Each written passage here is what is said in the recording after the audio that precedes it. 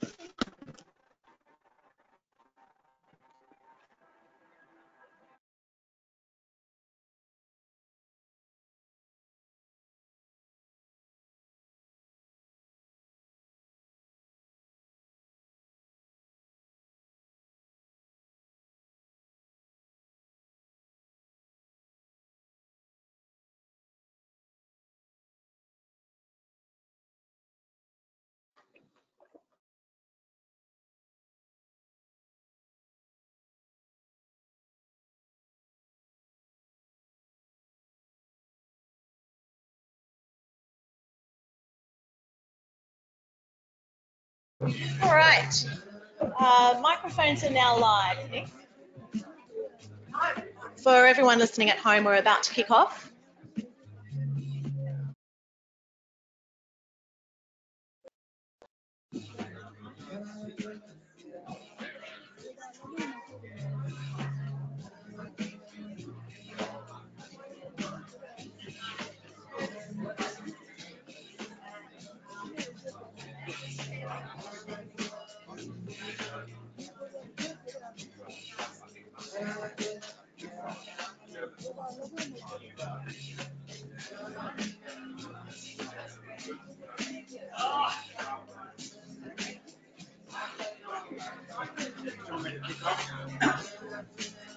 Sorry. Why don't everybody sit down and we can start. Yeah. Oh, and then I guess I'll introduce them.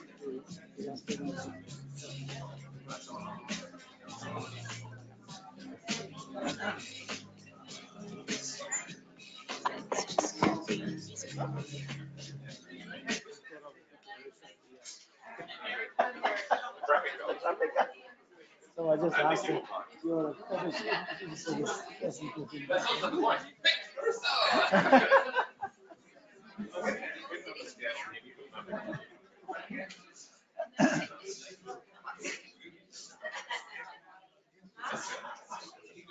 yeah. Hello. Hi. Away you go.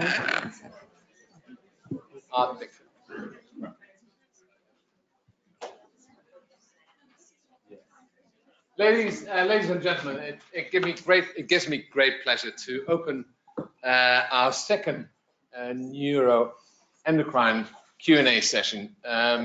We've had a wonderful session last year. Hope this will emulate it or even improve it. We've got a number of wonderful doctors involved in the care of NET patients who are here to ask any and all of your questions.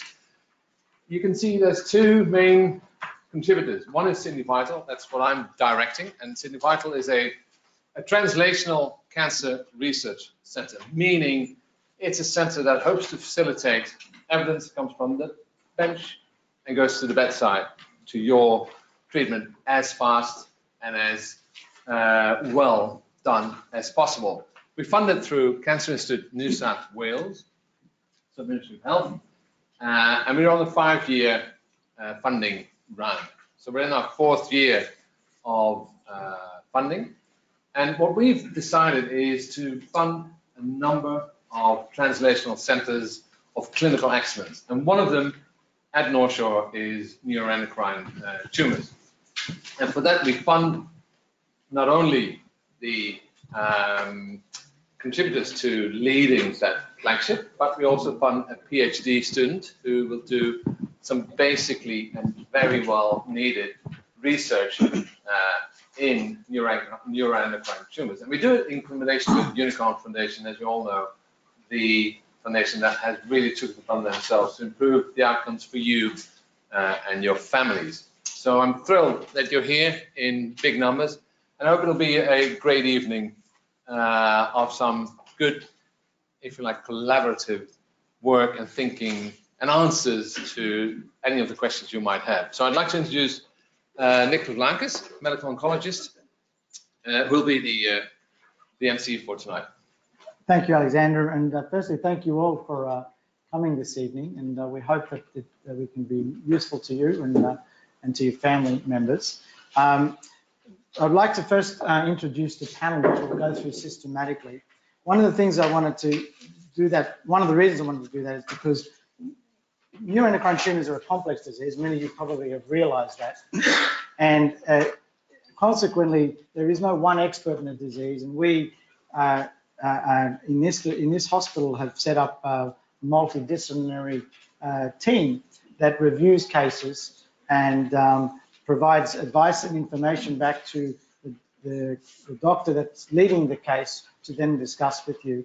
And we want to give you a case example during this session to demonstrate to you how we do that in a snapshot sort of way. We actually have also the person whose case is that is on the panel today, and we'll hear from her, I guess, a little bit about her story and how we've been helpful to her, and also how she's perceived the way we undertake our management here. One of the things I'll start by saying, I'm a medical oncologist, which means I look after patients with medical therapy.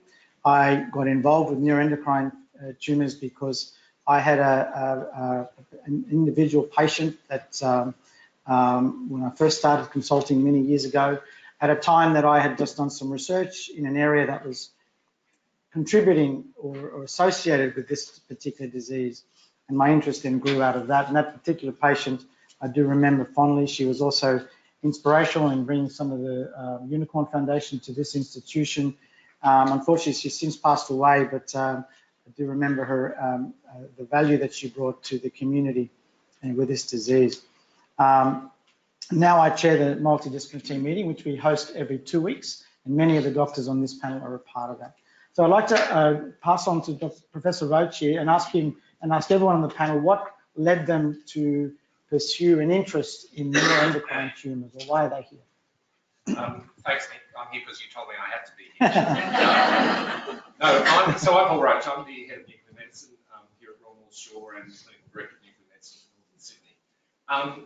So the neuroendocrine tumours, as you know, this is a centre of excellence in our mind for neuroendocrine patients, and a lot of patients with this will end up in my department. So a lot of people have had scans, and I'm sure a lot of you in the room have been in the department and had PET scans.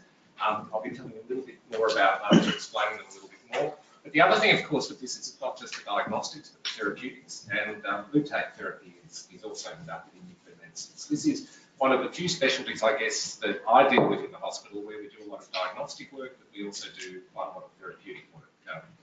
So it's particularly interesting. Obviously, as head of department, we have a fairly big team that are involved in different aspects of research.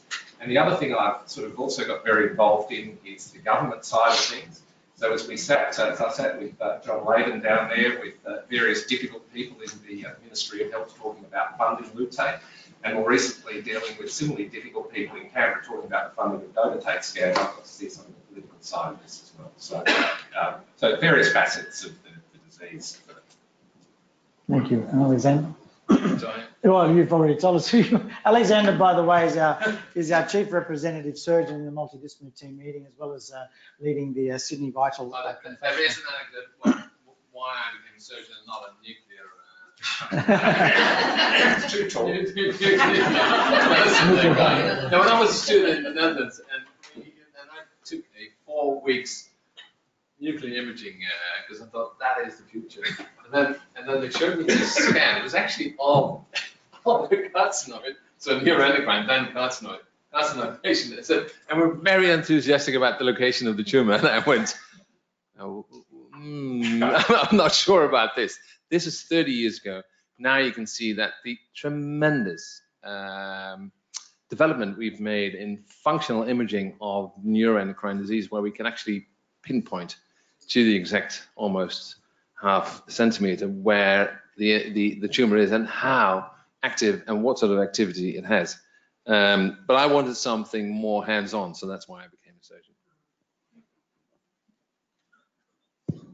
Thanks. I'm Mustafa Castro, medical oncologist, and I got interested in neuroendocrine tumors when I was a trainee here at Royal North Shore more than 10 years ago. So I guess Nick was my boss back then, and we had a number of complex and interesting patients that got me interested. And then when I completed my training and went overseas and came back, I applied for a scholarship through the Unicorn Foundation.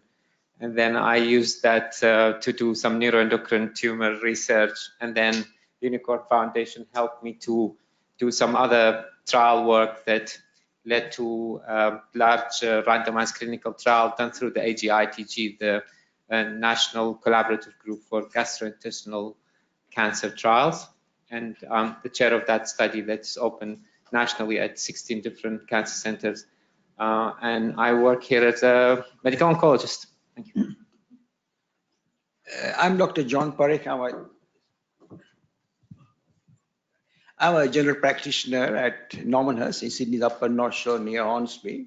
And as we all know, I'm a doctor of primary contact or first contact. I'm supposed to know a bit of everything and nothing extraordinary about anything, just a doctor of primary contact. And I got involved because I'm a member of the Educational Advisory Committee at the Public Health Network. And they just said that we want some GP who can come here. I said, all right, neuroendocrine tumor. I must say that this is the term which I haven't heard for a long time or probably never. And then they asked me, do I have any cases? I said, look, I can't think of anything, but I'll still come if you want me to come. And then, of course, then I did some research to find out neuroendocrine tumor, and then I realized that this involves your gastrointestinal tract, your respiratory tract, your pancreas, and your thyroid. And we see patients like this all the time, except that I never heard of this particular term, but that is quite normal. At my level, you heard of all the different things. So, but I made it a point to come just to see all of you and see all these very senior colleagues of mine sitting around me. And as it happens, I'm always running late, and today I was running late because I usually come by train because it's so convenient, and it's a good exercise from the station to here. So it serves two purposes. And I just thought that yes, I think I can definitely contribute after reading about this from the Googles and things like that. And I'm quite sure that we'll have a good time, and hopefully I can answer all your queries to the best of my knowledge. And thanks for the opportunity for being here. I'm John Lydon, and my first experience with neuroendocrine tumours was in a textbook at med school. And then the second experience was when my late sister Kate was diagnosed with metastatic pancreatic neuroendocrine cancer on the background of another sibling with an equally rare neuroendocrine-like disease called von Hippel-Lindau, which we were managing at the time. We lost Kate and my sister Simone Lydon, who's the Chief Executive Officer of the Unicorn Foundation, founded the Unicorn Foundation, not a zebra foundation or anything like that, back in 2009. And since then, I guess it's history. We've worked terribly hard to create a presence and a space for our patients, because we know when Kate was alive, we had to take her to Shellowberg,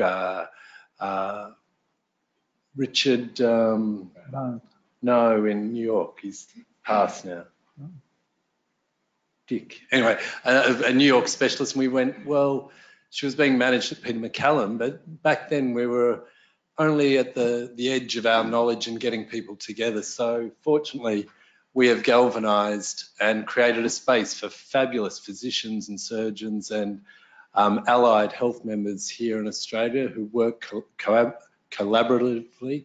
And we're hoping to create that space for our patients so that no longer are you feeling marginalized, but you have somewhere to go to. And we've got a long way to go, but I think we're doing very well.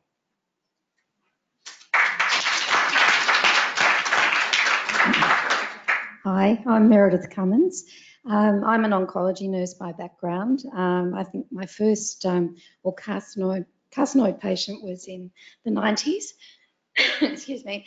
And I've been involved with oncology services for many, many years. I was in regional areas, which is where the first carcinoid patient I looked after was there. In the past 15 years, I've been in private practice as the Director of Nursing with one of the facilities being the Northern Cancer Institute here at St Leonard's, and at Frenchs Forest and Southside Cancer Care Centre. A year ago, I left there. I took some time off. I've done a lot of work with neuroendocrine cancer through advisory councils and boards internationally, and it's been a great interest of mine. And then luckily in February, I joined the Unicorn Foundation as their project officer. So I feel very privileged to be working alongside all the people at the Unicorn Foundation. That's 4 of us, and that's nationally, but there's so much that we're doing and there's so much to be done, and I'm just very excited about being part of it. And also, oh, that wasn't me. And just so pleased to see so many people here in the audience. My name's Katie Golden. I'm a patient diagnosed in the end of 2010, beginning of 2011. Until that point, I had absolutely no interest in this disease. So it's per chance I now do. And I've been quite an active contributor to the Unicom Foundation, a volunteer. I tend to put my hand up for lots of things. I help run the Sydney support group for the Unicom Foundation, and when I look around the room, there's so many people here that I sort of now call friends, so which is not a good thing, but it's a good thing. But yes, I do what I can to help, and hopefully you can learn something tonight from all of the images they're going to put up of my complex case.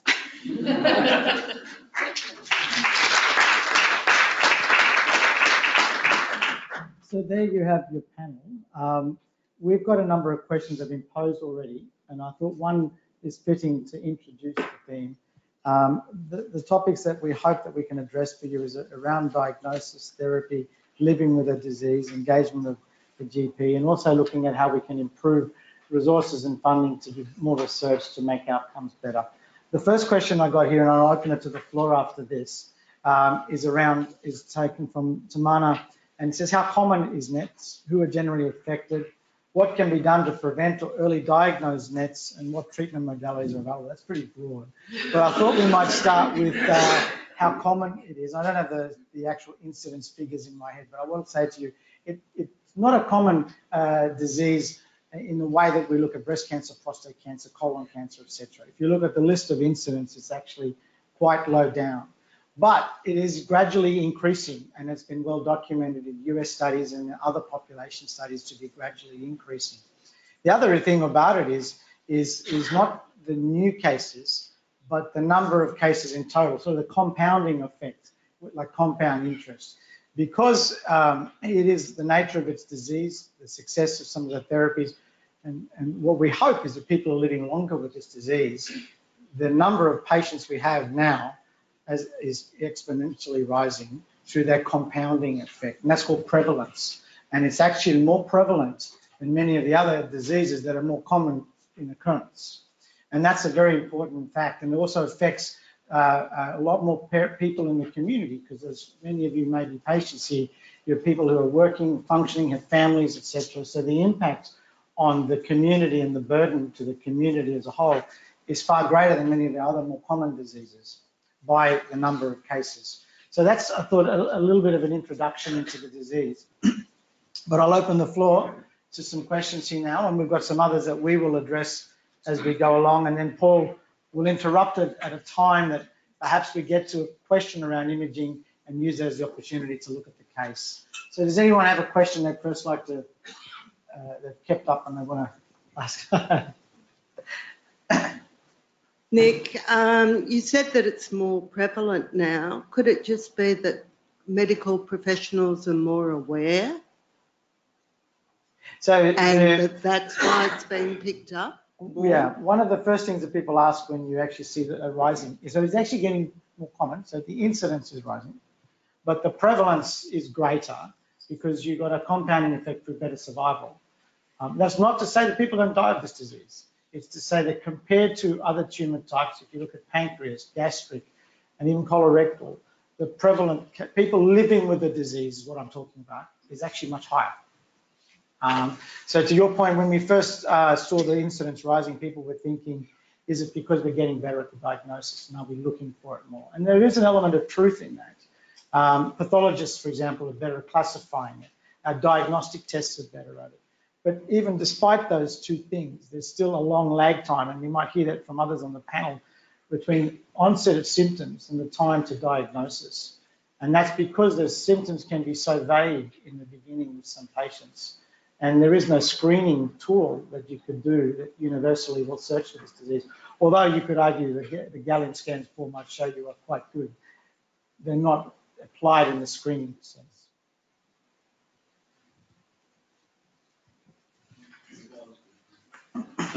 Nick, could you please give us an update on how the clinical trials are going?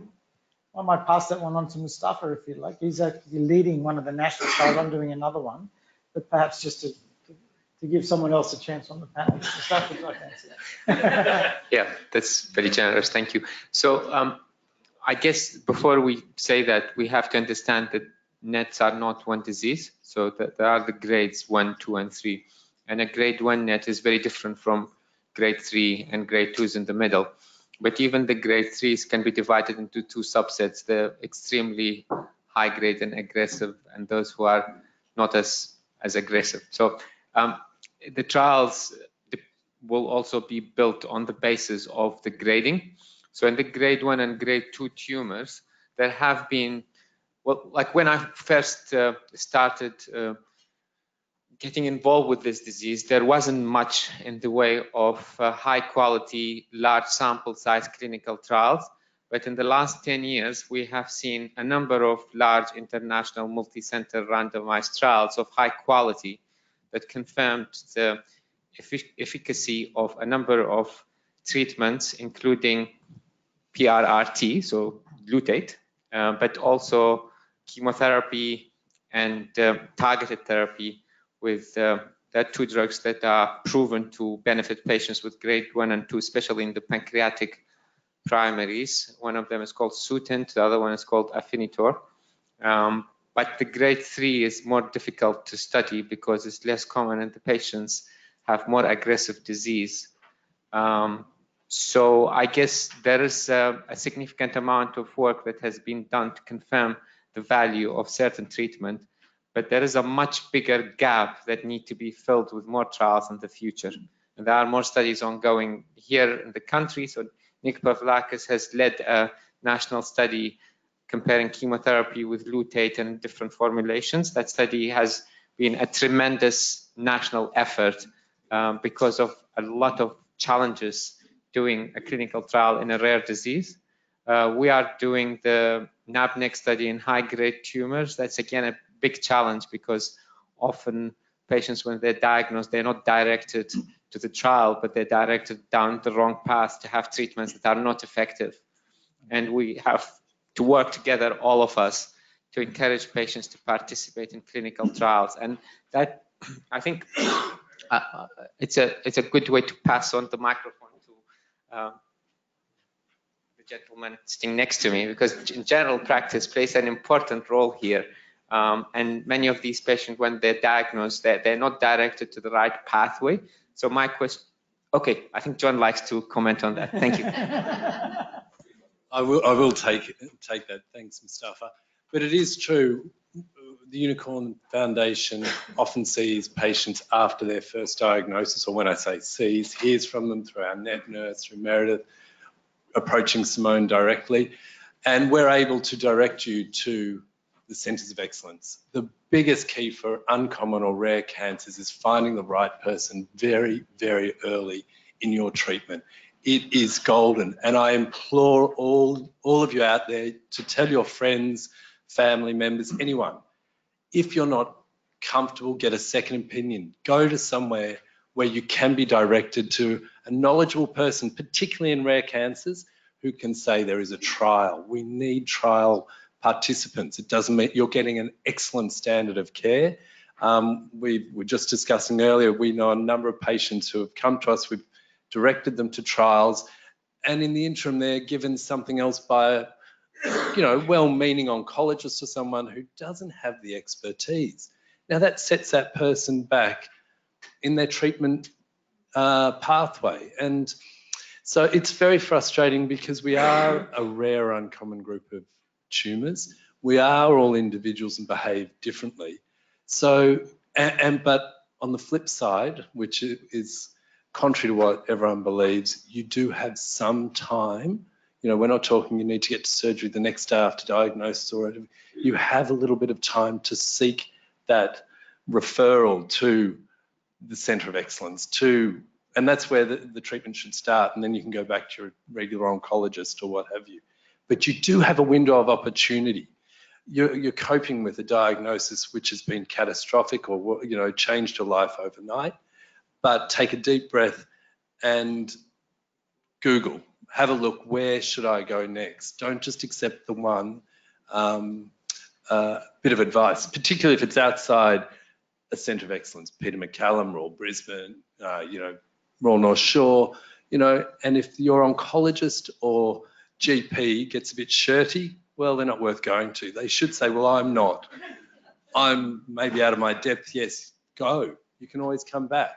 It has to be, and it's very important. We see too many patients miss vital opportunities to access a clinical trial or a pathway suited to them. You know, so keep that in mind. It is your body. You are a health consumer. You need to seek best pathway initially, and you've got a little bit of time. Just wanted to ask Dr. Parrikar what he thinks we should do or the community should do to improve the way GPs deal with rare cancers in general. I think we are the doctor of primary contact, and that's probably why I'm here. But I think the main thing is that there are many instances where patient will come and say that you find, say you got thyroid medullary cancer or something like that, which is a part of this one. Until I came today and I found out a bit more about it. But same thing, patient comes, they complain of symptoms related to this. You get them some blood tests done, you get that imaging done, and then you refer the people to appropriate specialist. And of course, when this happens, the second opinion is very important. But most of the time, at least in my opinion, most of the patients so far have been very well managed. They've been referred to other doctors and other people, and they usually end up going everywhere. But generally, most doctors will be sort of coordinating the things very well and work together to achieve the best possible outcome for everybody. Thank you for that. So go ahead.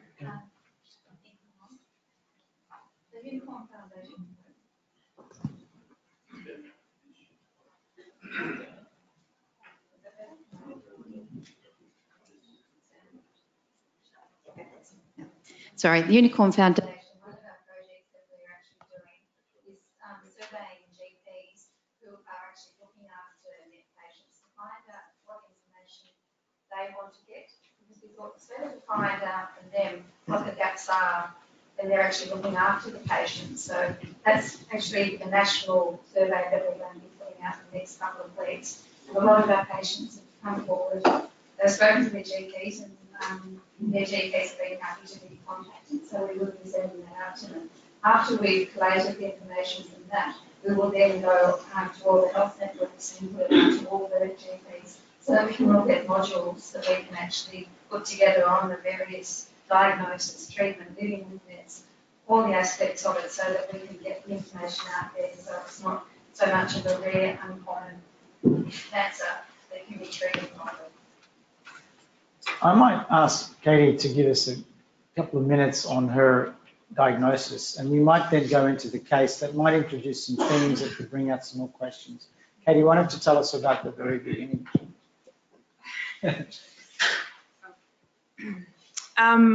I had fairly young children at the time, so I was probably putting being tired down to just having children that didn't sleep very well.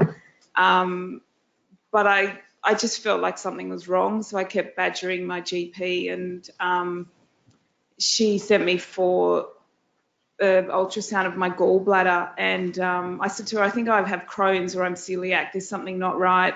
And people have been telling me I was losing weight and I wasn't trying, so that sort of hit alarm bells, because that was just an obvious sign. I actually remember saying to someone probably 5 or 6 weeks before I was diagnosed that, oh, there must be something eating at me from the inside, because I'm not trying to lose weight, but I am. And I had ultrasound, and they found some spots on my liver.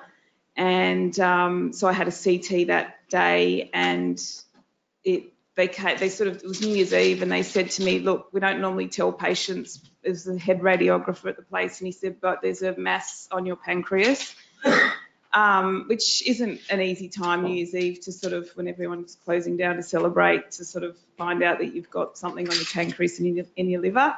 But when I did see my GP, as soon as they opened after New Year, when she knew I had a mass on my pancreas, she instantly thought, right, I will send you to a great surgeon, Jazz Samra, who I guess started the ball rolling for me in terms of putting me under the care of amazing doctors that actually part of the multidisciplinary team. So I do see myself as being lucky that I was straight away put into the hands of people that have an interest in the disease, because no one can really say how long I'd had the disease for.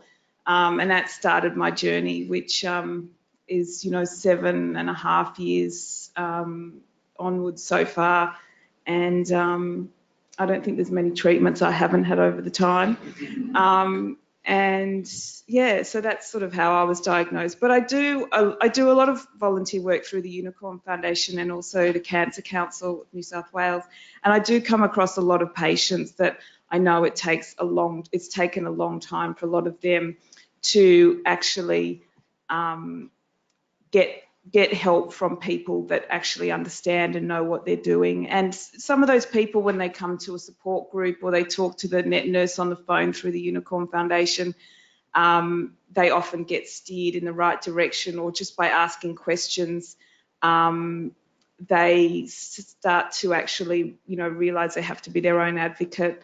And I guess sometimes the support groups and the Unicorn Foundation do perhaps push them towards asking the right questions, because everybody deserves equal care, and it's not so easy in a lot of the regional and rural areas. So that's why I like to try and help out as much as I can, so everyone can have equal access to care. We might use this as an opportunity to present your case, Katie, with the pictures. It's only a snapshot, mind you, because there's a lot more than is here, but I'll leave it for Paul for the moment.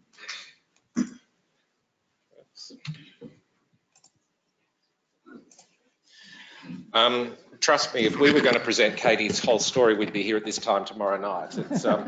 Katie is a platinum frequent flyer in our department.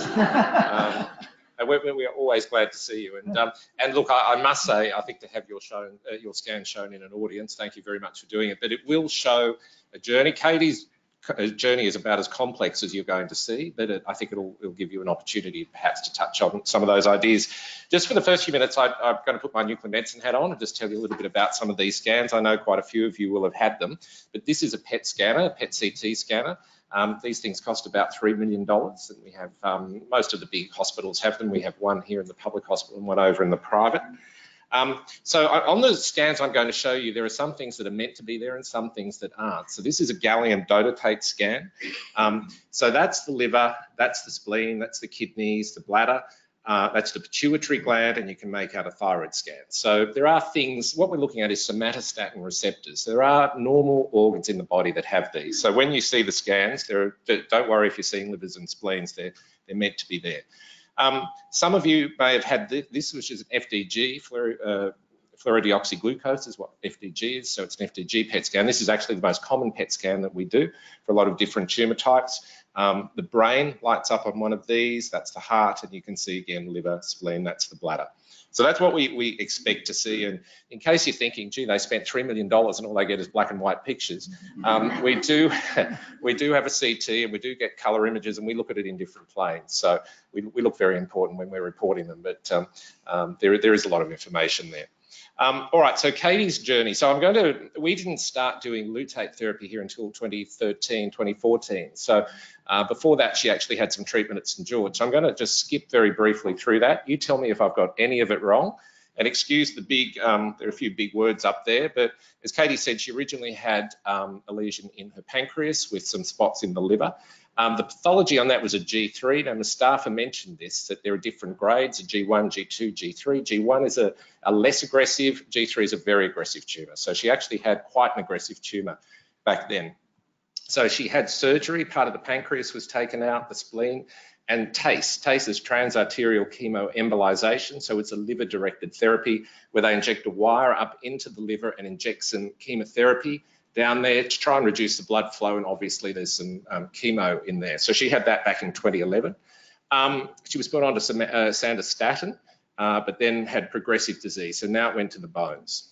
She then went to St. George and had lutate therapy, which again is a nuclear medicine procedure. What happens there is you're in the department for a couple of hours, 4 or 5 hours, 8 weeks apart. It's 4 cycles, and and you go home the same day. But it's a therapeutic approach that gives us whole body treatment.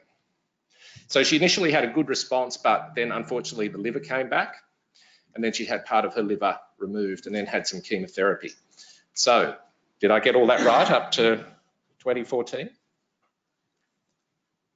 I'm just trying to think what chemotherapy that actually was after my, probably more TACE. I'm not sure. Probably an injection of something, but anyhow, just that's based on our records. You had some Oh, I did have some radio frequency ablation. ablation. Oh, don't worry, I'll come to that. I'll come to See, that. no, I don't know. All right. So I don't know. Ask Nick, he'll know. no, that's all right. Somewhere in there, apparently, you had something that year. All right. So when we first saw Katie on our scanner, this is back in 2015. So this is what the scan looked like. So most of these spots are in bones. These are actually in bones, as is that, as are these. These are some spots in the abdomen. That's in bone, and this is all throughout the liver. All right, so you can see she's got a lot of bony disease, a lot of liver disease, and some lesions in the abdomen. We then gave her lutate, and were flabbergasted when we saw this soon afterwards. So what a response. So you can see all of this bone disease has gone. You know, it's quite amazing. The abdominal disease similarly gone, but there's still one spot in the liver. Most of those liver lesions went, but there was still one spot that wouldn't go away. We then did another scan, and unfortunately this liver lesion was getting bigger. So just the other thing, I put a yellow circle, that's actually the stomach. You're going to see that in a couple of scans, so don't worry about that. That's just one of the normal things. So again, just to orient you, that's the liver, the stomach, the kidneys. They're the adrenal glands as well, which are normal, and that's the bladder. So the only thing abnormal on this scan is the red arrow. She then had some radiotherapy. So this is targeted radiotherapy to that lesion in the liver. And so when we did our next scan, you can see so the red arrow had got significantly better, but you notice a few new things are starting to appear in the liver. The blue arrow and the purple, that's again the stomach, don't worry about that. So that one had responded, but then two new liver things had appeared.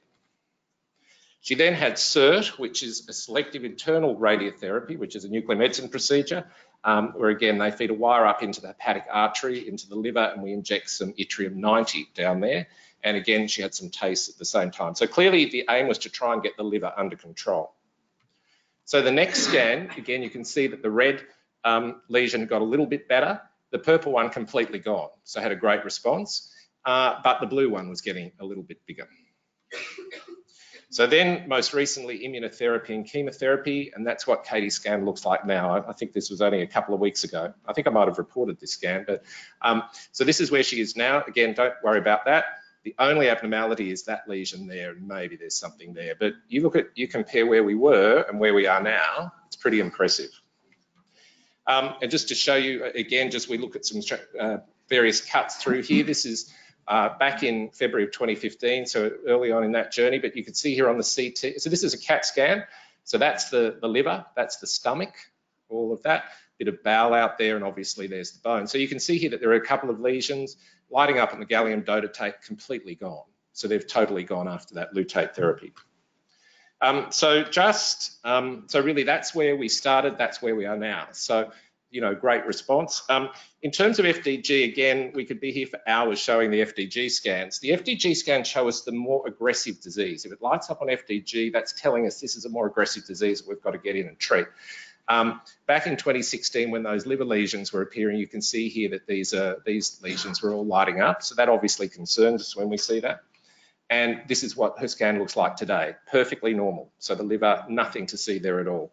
So, you know, I think it's a nice example of just showing how it's been a big trip, and I'm sure you'll talk more about it. But certainly, you know, for us, it's very nice to see that, you know, from having very extensive disease, things are very much under control. From what we can tell, there's no aggressive disease anywhere. There's still a little bit of disease in the liver, and we'll just be keeping an eye on that. So you will continue to use your platinum card. We will still see you in our department for the foreseeable future. Thank you, Paul.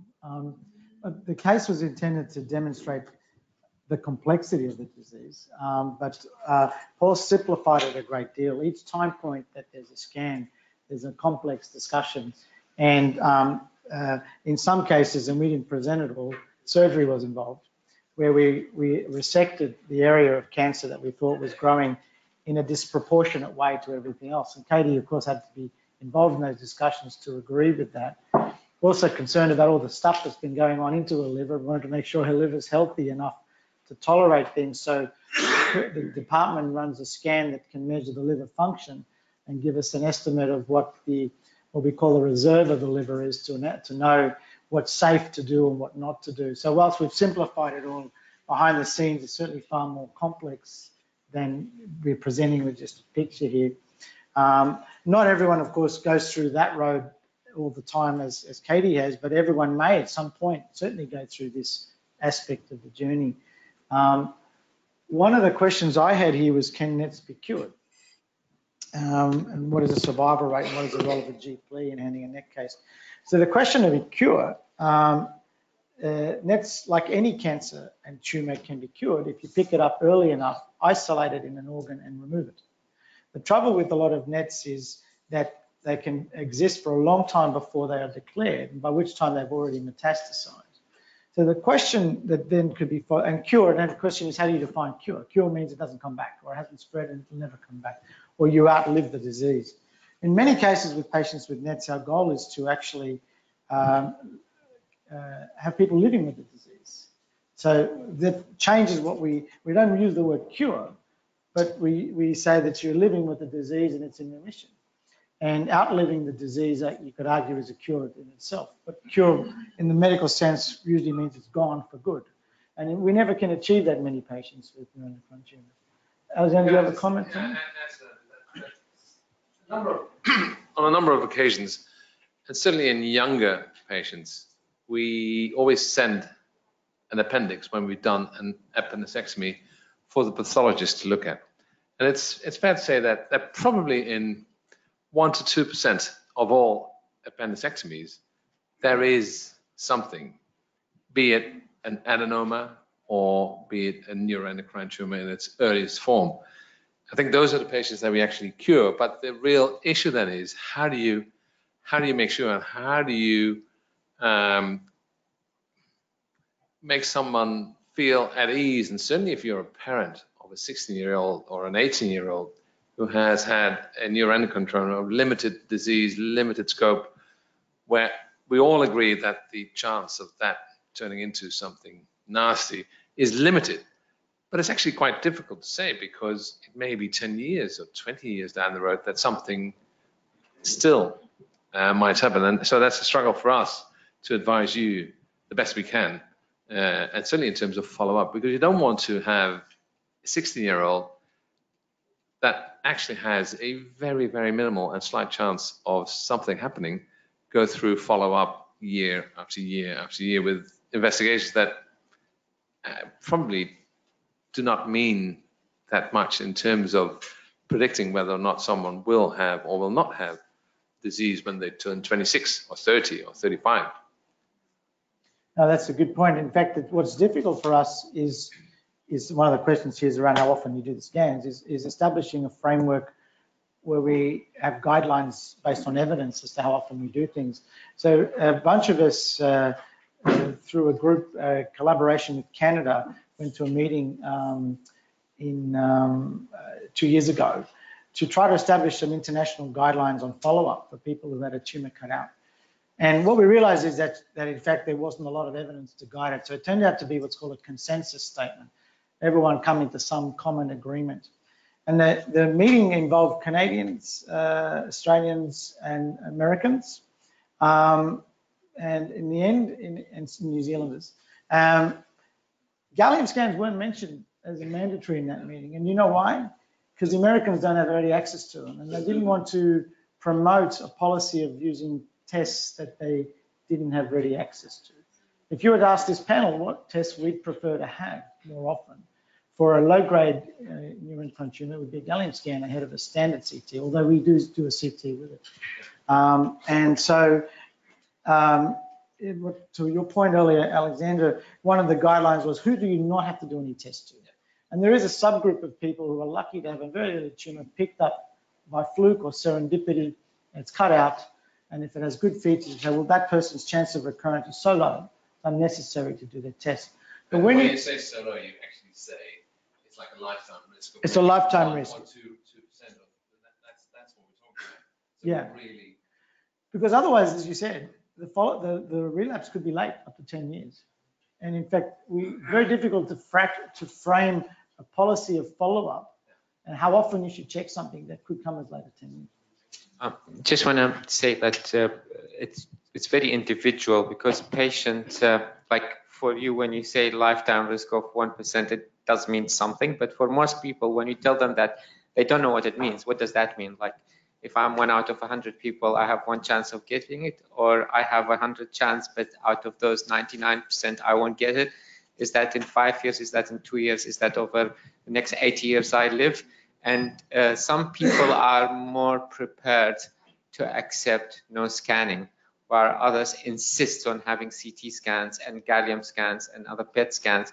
And you explained that you seriously shouldn't go through this exposure to radiation and certainty. There's no evidence that it will help detect the cancer at an early stage, and they still want to have it, while others are more relaxed. So that kind of like leaves us in a very difficult situation, especially that we do not have any clinical trial evidence to guide us what's the best practice. And hence, I go back to the main point that we need to do more research in this area to know what's best for our patients. To talk about the level of evidence, there's A, B, C, and D, and E, and it's level A evidence that should drive what we do and what we advise our patients. And there's precious little level A evidence in neuroendocrine tumor. And that is one of the main reasons why, rightly or wrongly, but it's understandable that if you go to different groups, different MDTs, even in different hospitals across Australia, but certainly if you compare it internationally, you'll get pretty different and variable advice on how to, certainly in follow-up, but certainly in primary management as well. Well, I'd like to just echo what our other panelists have said and ask Kate and Meredith. It is a lot of patients who come to this diagnosis are already angry and suspicious about the myriad advice that they've been given. You know, once you've mentioned the cancer word, and then your doctor says, I've never heard of it. Oh, let me look it up. Or so you don't have this trustful relationship. So it's very hard for when you do find good oncologists. Well, I know you're a bit oncologists who know the disease. It takes a while for you to build the trust. And I'd love to hear Kate's story. When you do have trust of someone, you can, instead of living scan by scan, you lose quality of life. And we're trying to capture what we know NET's patients' quality of life. It's difficult. It's impaired significantly. So you're going from that millimeter report of scan by scan. But once you do build that trust with an expert and a team of experts, I think you can let them do the worrying and trust that in Australia now, we are spearheading knowledge and treatments in NETs. And, you know, I think that's key to listen once you've found the right guy or woman. But what do you say, Katie? I've got one here. Well, I think that the other thing that makes it very, very complicated, which maybe everyone will agree, is that despite I could hear all the moans and groans and that, ooh, you know, when you're looking at my scans, but throughout the process, I actually haven't had any of the symptoms that are associated often with neuroendocrine tumours. So I don't have the flushing, the diarrhea, the abdominal pain, but I've come across patients that have 1 or 2 tumours or no tumours show up, but they still are very symptomatic. So I think that that's what actually makes the disease very difficult to manage.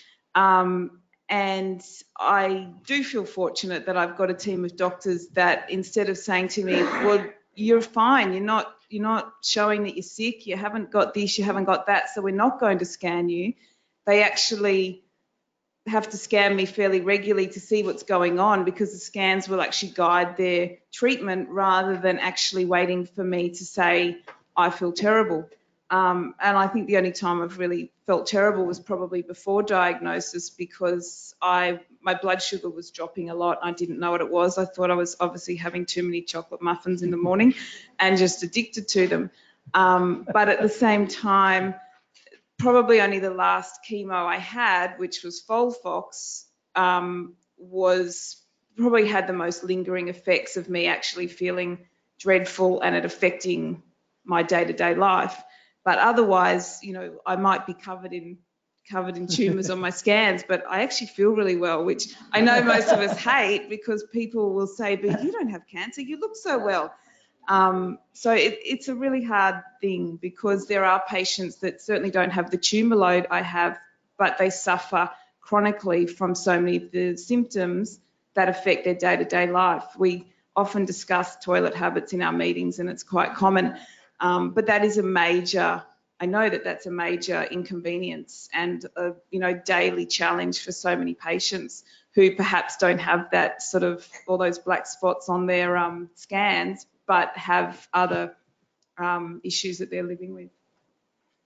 Well, great point, Katie, because one of the questions is from Michaela Sherwood, who said, can a net become more productive of hormones despite not increasing in size?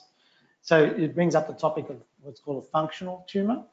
And we haven't actually discussed that so far, because focusing on yours, as you pointed out, you actually haven't had symptoms directly from the tumour, but you can have symptoms if it gets big enough and if the burden of disease gets big enough. Or you can have symptoms even from a small tumour if it's producing lots of hormones. And the commonest symptom in that circumstance is often diarrhea, and other symptoms you can get hot flushes, and you can get symptoms related to hormones that produce high calcium. So there's a variety of things that can result from it. And where the location is, if it's small bowel, that's small intestinal neuroendocrine that obstructs. If it obstructs, then sometimes that's the way patients are, if you like, found out, because there's resection and then you find neuroendocrine. But sometimes it's an on and off mechanism. So you're one of those patients that then has, for example, a diagnosis of irritable bowel syndrome, whereas in fact what happens is actually on and off you obstruct because of a neuroendocrine tumor that sits in the lumen of the small bowel. Which is why we made, in one of our meetings, when someone tells us that they're having a history of cramping abdominal pain, look at a picture and recommend surgery, not because we think it's going to cure the problem, but it's going to prevent a complication that's going to have significant impact on the patient, such as bowel obstruction. Or as in Katie's case, one of the tumours grows on the FDG PET scan, and we say this is behaving in an extremely different fashion to the rest of the tumours. We leave that alone. That's going to cause problems in the future, so you do a preemptive strike. Any questions based on the discussion we've had so far? Yeah. Do many people get the feeling that they've got something itching under their skin? Yeah, that probably goes with the carcinoid skin. The question is, do many people get sensation of itching under the skin? Like you're really itching and you can't get at it. Yeah. And you're seasick. Seasick, nausea. Yeah, I got that. Look, we'd put that in the category of one of the more non-specific symptoms. It possibly could be related to the syndrome, or it may not. Itchy skin, I've had some patients complain of it, but they don't necessarily have to have diarrhea or hot flushes. No, I had none of that. Yeah. I just had really itchy skin, and they gave me some, I called it cement. You mix it with water and drink it, and it cures the itch. Polystyrene. But were you yellow at the time? Yeah. Yeah, so you were jaundiced. So that often can go with jaundice, where the skin gets itchy.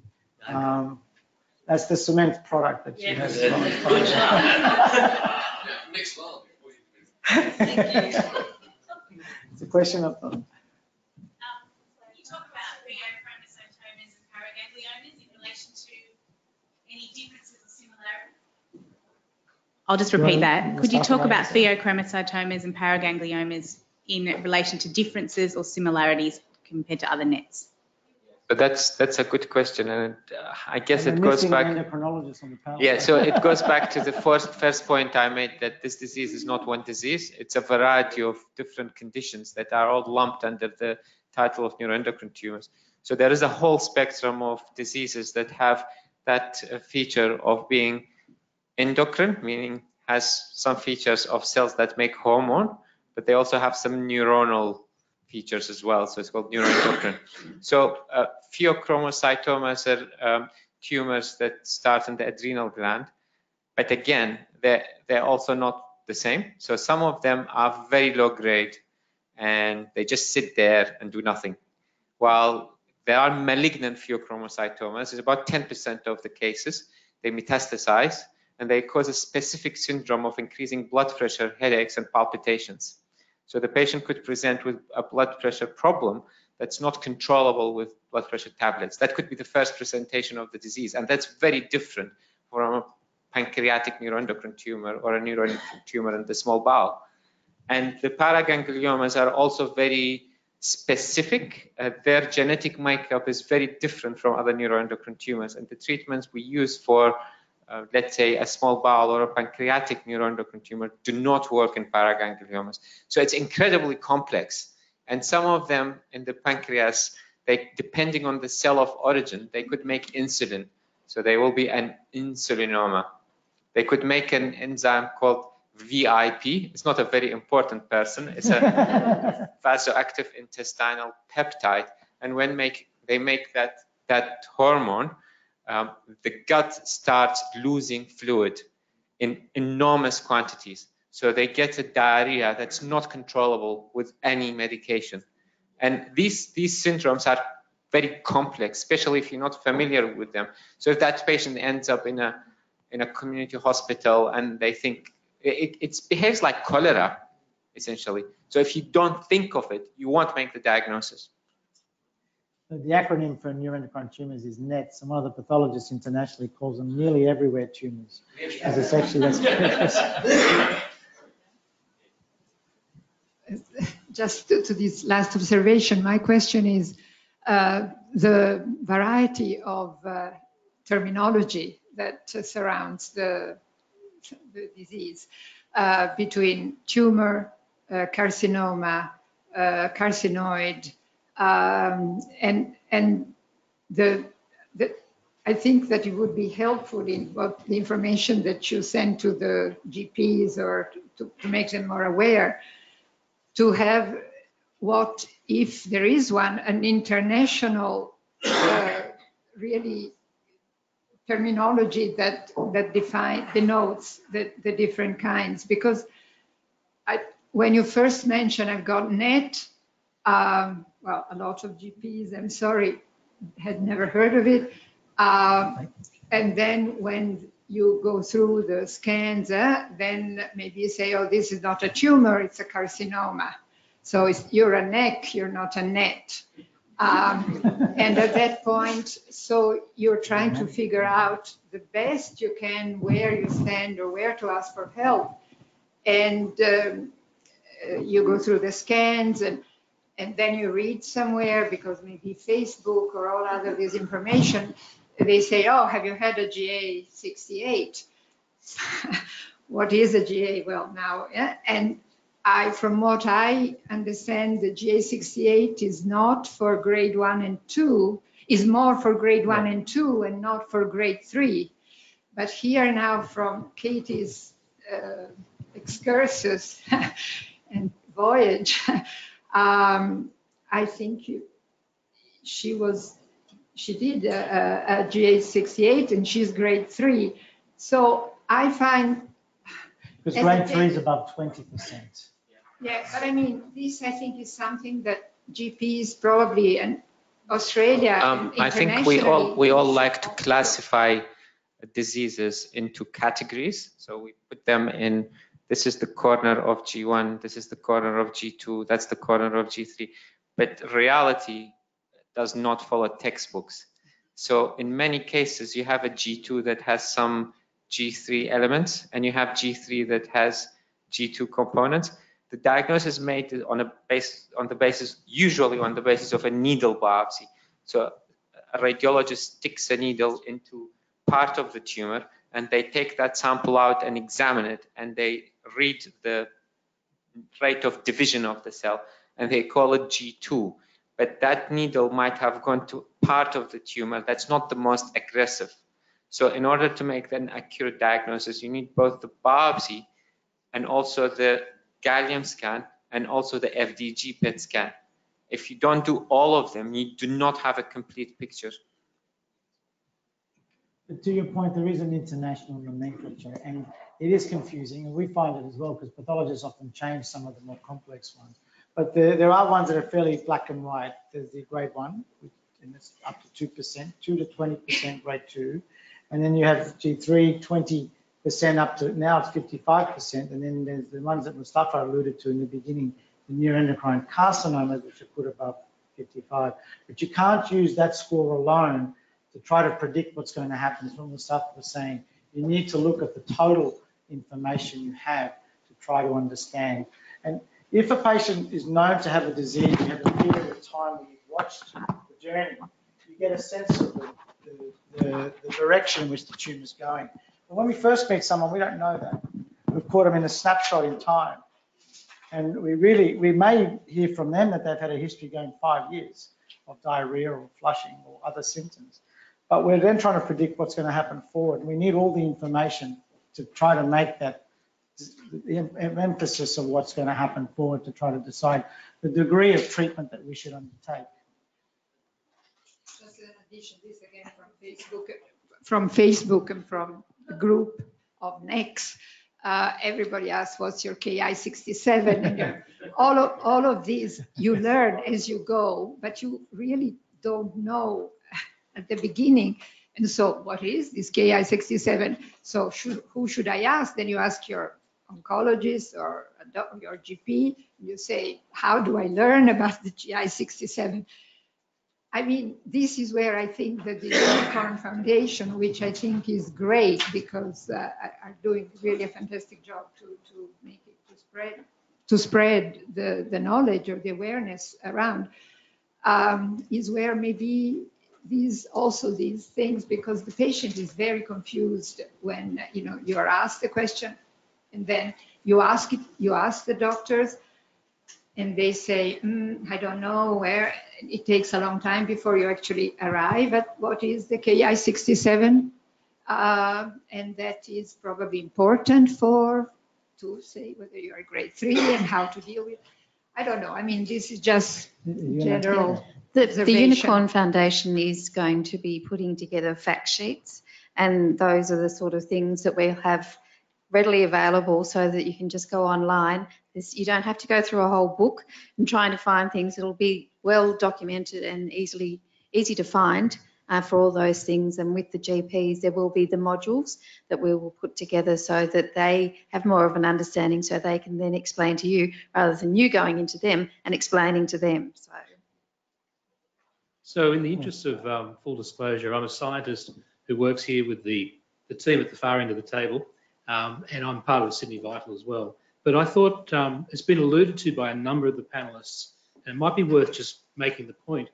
Can you, Paul, Nick, John, can you just give us an update of where Australia is travelling at the moment with the management of this disease, relative to people that we often compare ourselves to, like Canadians, Americans, New Zealanders, the British, and so on? Because I think we've got a great story to tell, and it's really, really useful for the audience to understand just where we're at. And Paul, you talked about governance and things, and dealing with government, so you know a lot about this. So. Well, I'll talk on behalf of the government. Trust me, I don't represent the government.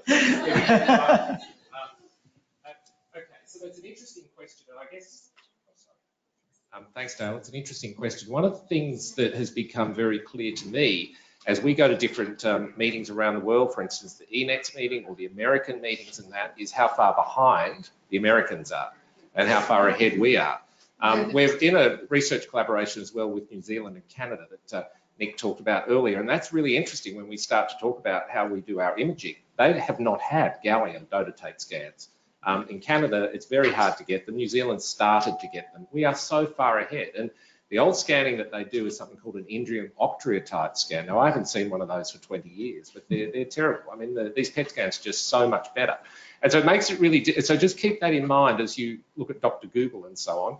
Don't go to any American websites. I'm sure the patient things, the support things are good, but in terms of really where we sit, we are so far ahead. And so really it's Europe, and particularly places like Germany, the Netherlands and so on, and Australia. We really are well Europe, Sweden's part of Europe, yeah.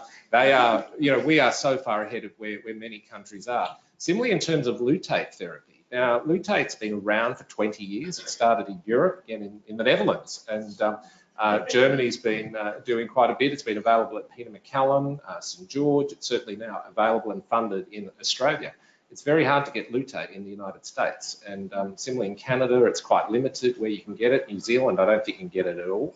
So just, I think it is an important point to make. And Why is that? It's a combination of things. Partly is our regulatory environment. Part of it is, I think, that there are clinicians that are very keen to provide the best care that we can.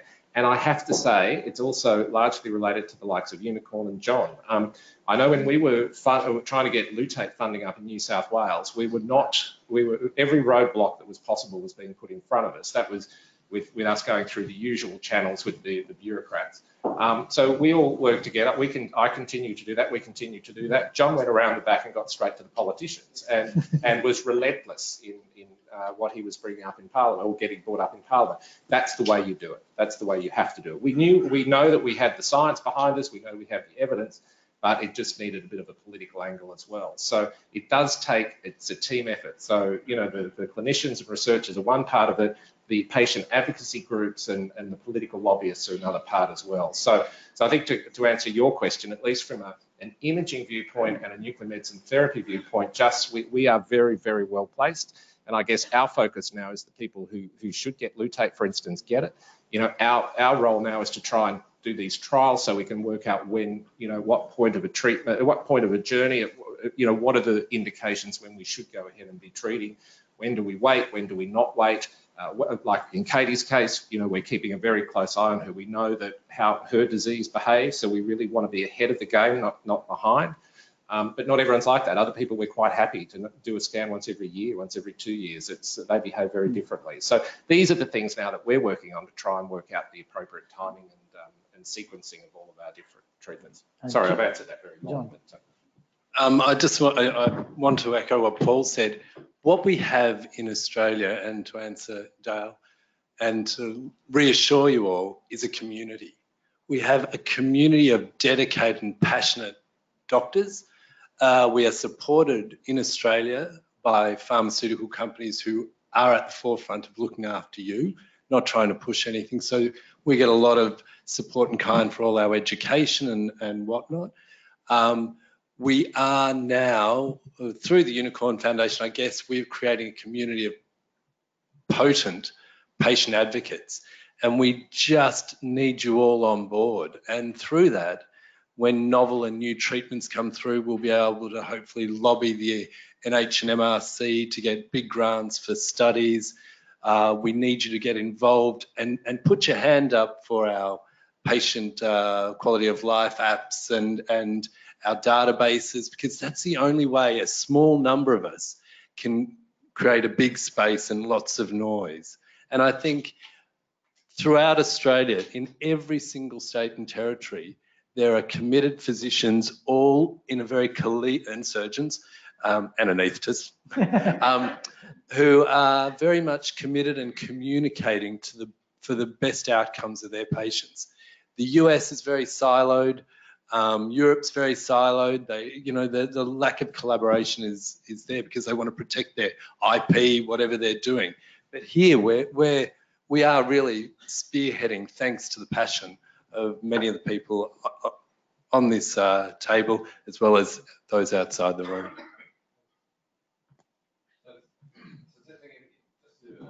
Add to that, if you look at Sydney Vital, which is a translational cancer centre, started only 4 years ago. And the object was to facilitate research, to improve collaboration. And what we're seeing here is actually one of the outcomes of the funding of CNSW on how you could improve or facilitate research.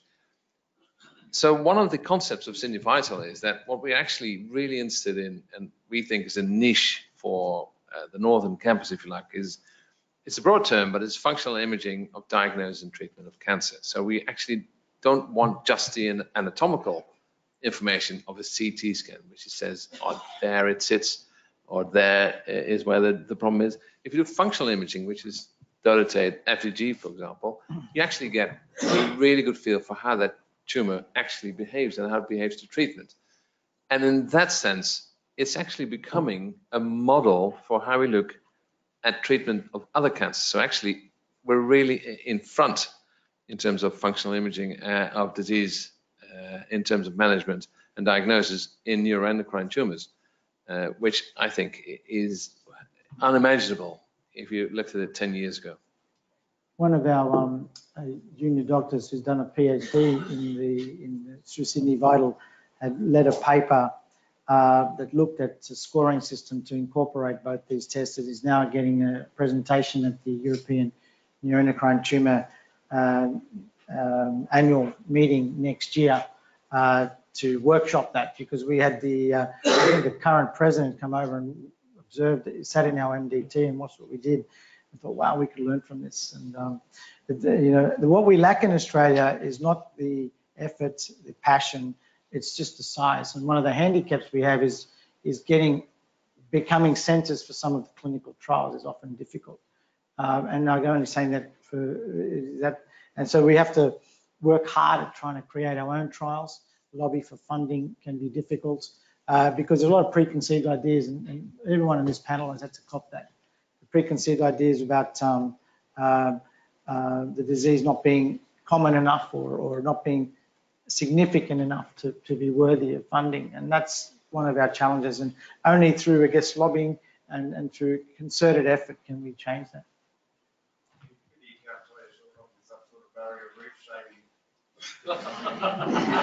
We would welcome half of that money. There's a question, I think. How much cooperation and competition is there between the cancer research centres? Like we were going to the Kinghorns, we had no mentions of that. Yeah, just asking how much cooperation and collaboration is there between and competition between the various cancer research centres? It's a good question. I'll answer it in part, perhaps others can make a comment. Every research centre has its strengths, and ours evolved in neuroendocrine tumours through strong interest in surgery, through nuclear imaging, through endocrinology, and it's been over a long period of time. The Kinghorn Centre has its strengths in some other areas, some other rare tumour groups. Not everyone can do the same. We don't have a population where each centre can do everything. I mean, we're only a few kilometres away from each other.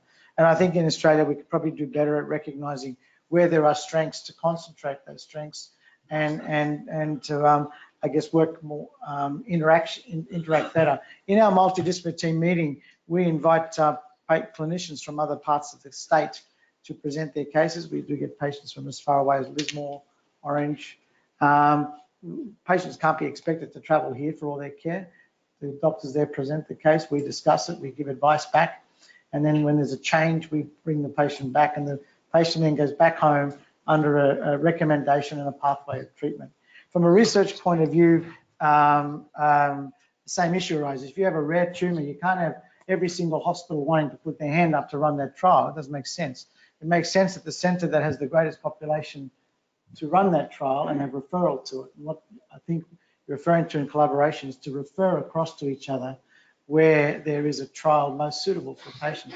Currently, the Garvin's running a trial, or the MOST trial, that's doing genetic testing for patients of a variety of tumour types. And it's the only trial of its kind affecting many tumours where we can't have access to that technology. So we're sending patients to them. But not everyone thinks that way, unfortunately. Mustafa or others want to add to that? I think if you look at what Cancer in New South Wales is doing, and New South Wales at large is build larger collaborations. One of the examples is, for example, where if you put tissue from a tumor and you freeze it, you can store it indefinitely, and that's called biobanking. And what NSW has sort of conceived is that there should be actually a central biobank where across NSW we store samples of patients that are open for competitive research. And with competitive, I mean you have to have a bloody good research plan to get access to that precious material. But it's more centralized. So there's more a vision on how collaborative research should take place. And if you look at, for example, University of Sydney, where we are located as a center as a research center, is actually the same sort of thinking of we have to go bigger without losing identity, but have to go bigger in terms of collaboration. So University of Sydney, for example, is Western in Westmead, Central, RPA, and us. And we are then combined in a larger collaborative group, which is called Sydney Health Partners. So there is a lot of thinking have a feeling that goes on into towards more collaborative efforts, so upping the volume of rare tumors, but also upping the volume of infrequent tumors, but they're still entities of those frequent tumors that are rare and need a collaborative approach. Can I just one final point on that? You note that in New South Wales, lutate therapy is only available here and at St George.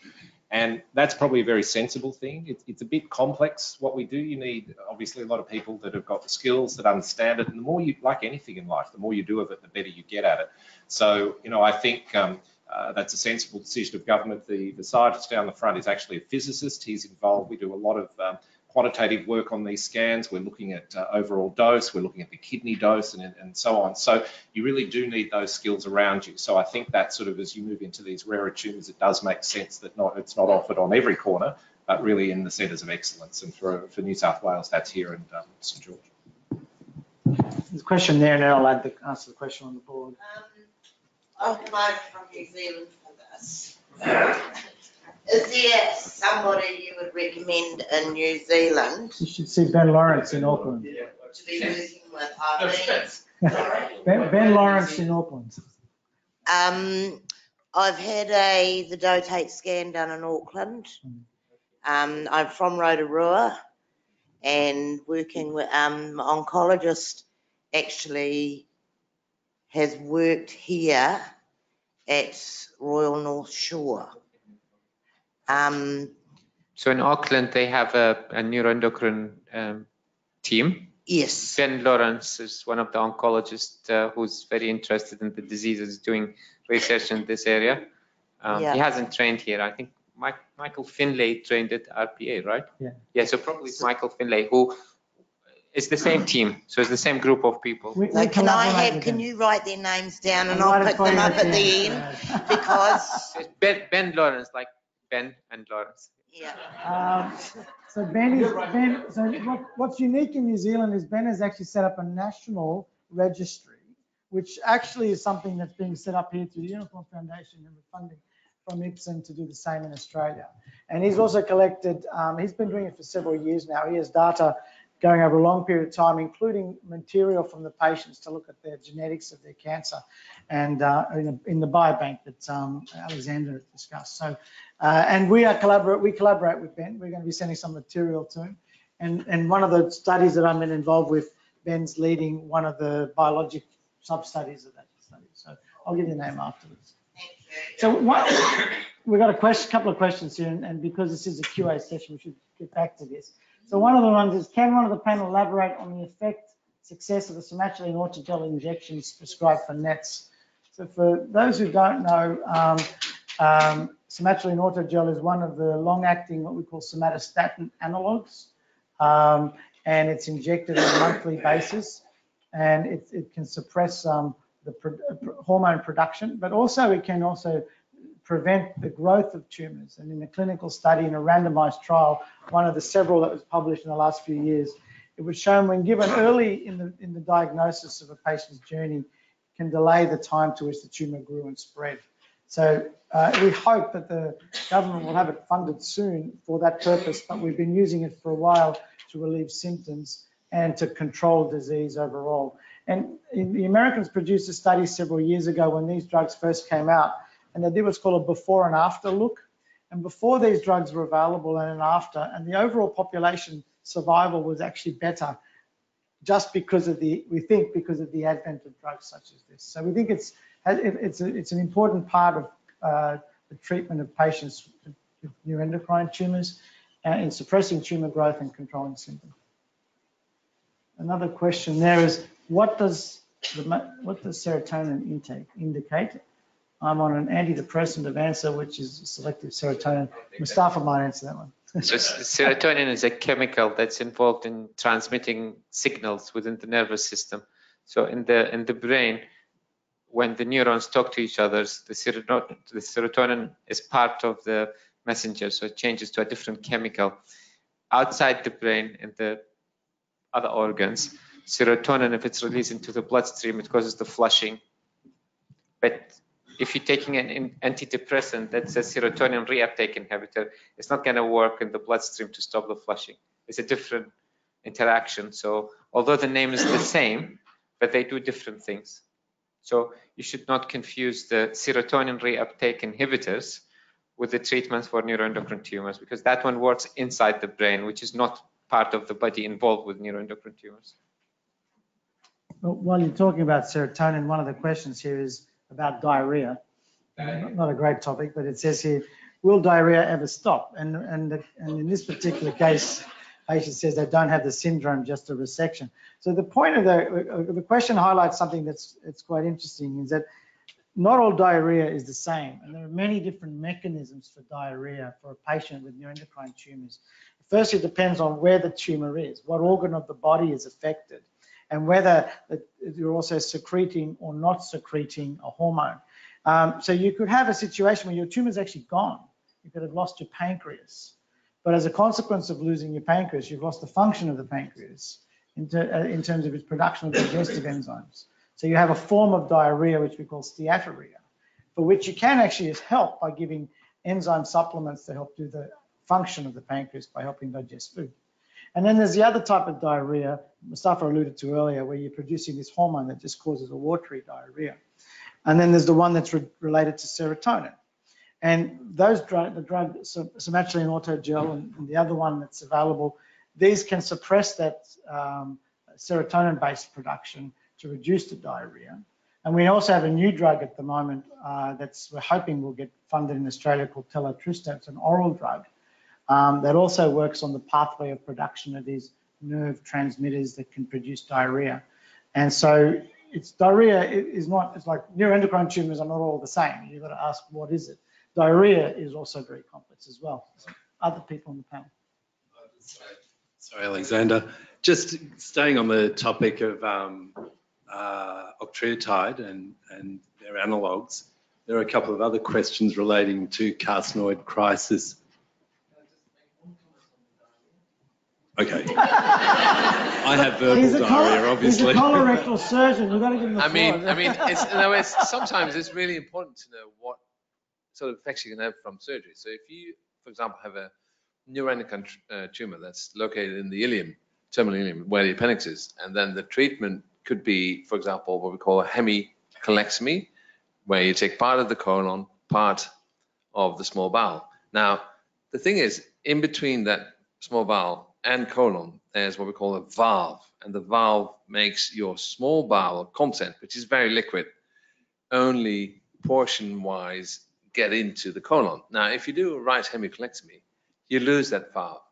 And so diarrhea is actually a quite common symptom of post-surgical complication, for where there's different treatments like the cement and other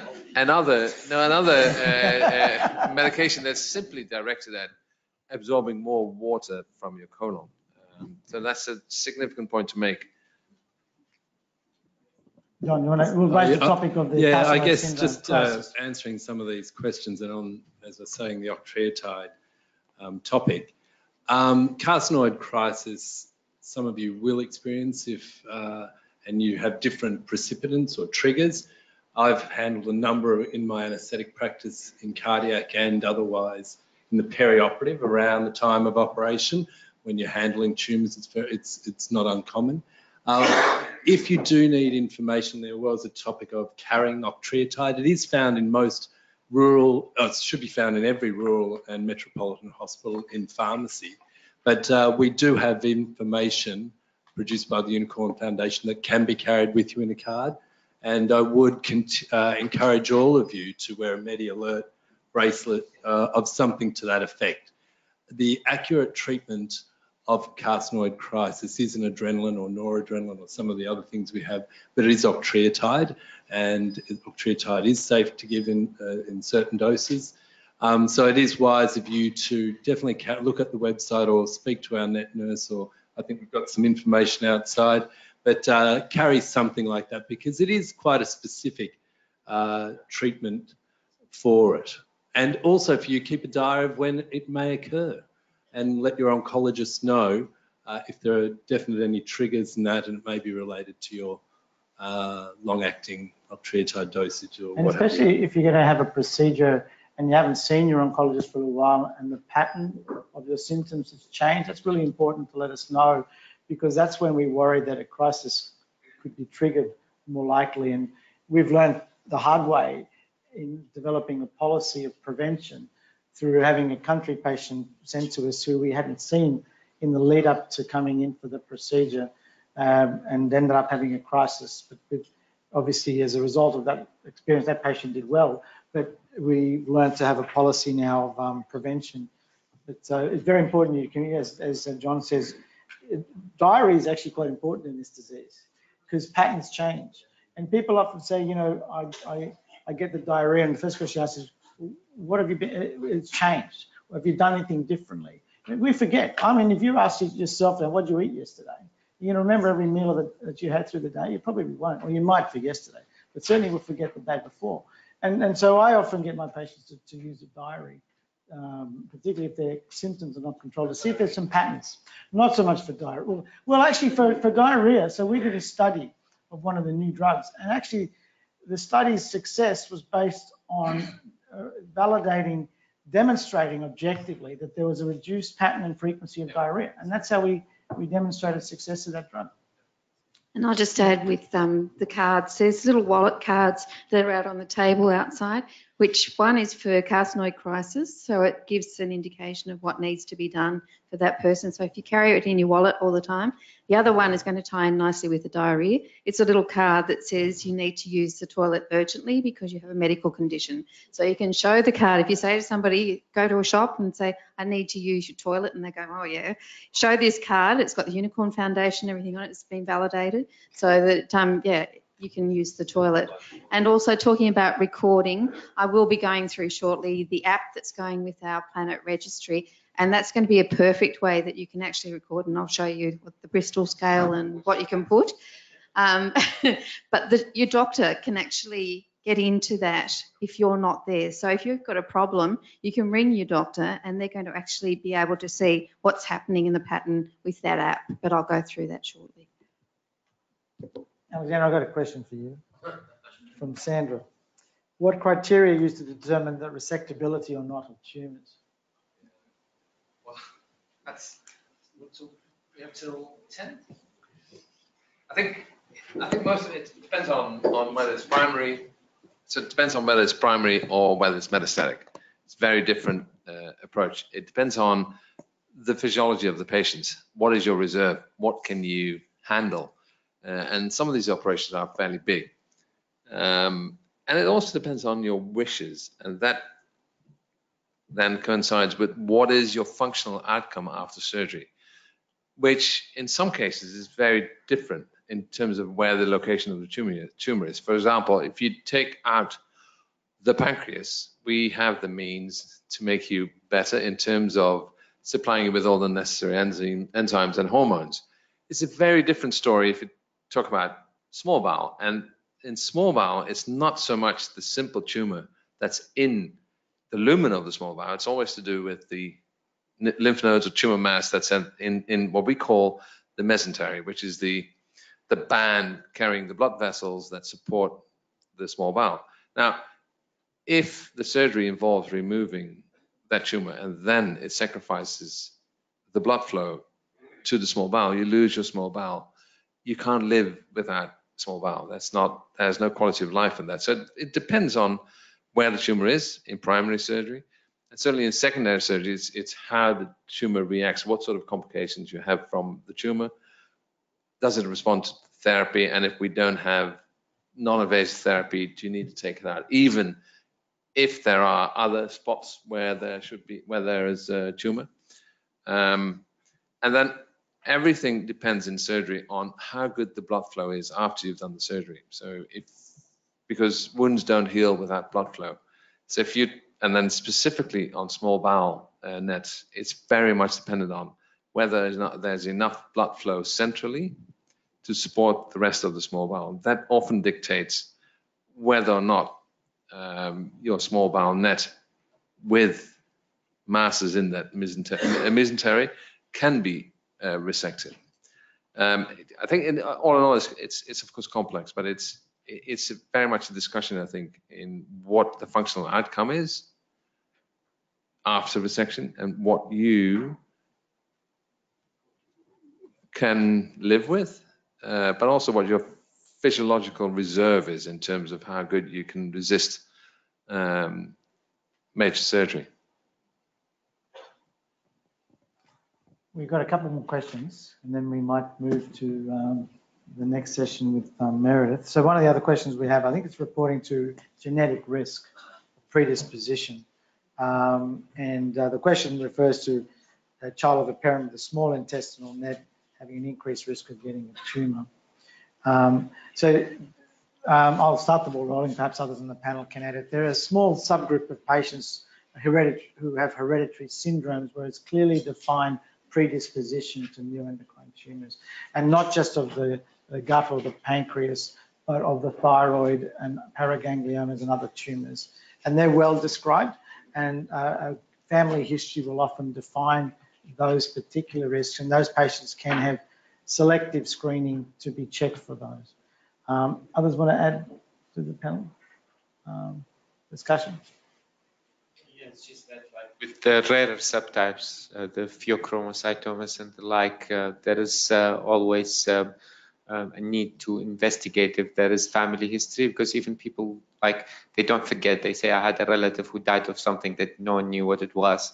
And like, if you ask more when there is something unusual, you could discover that there is like a pattern. For these patients, I always surprised when someone comes with a disease like this and they've had another family member and they haven't been referred for genetic counseling. So I think it's very important to keep an open mind. If there's something unusual, then maybe you should have an unusual approach to find out if there is a genetic predisposition, because you might be able to prevent a disaster in a young person. So there is, for example, a condition that has almost 100% chance of getting thyroid cancer. If you find out about it early, you can have the thyroid removed, so eliminate the risk of cancer. It's rare, but it does exist.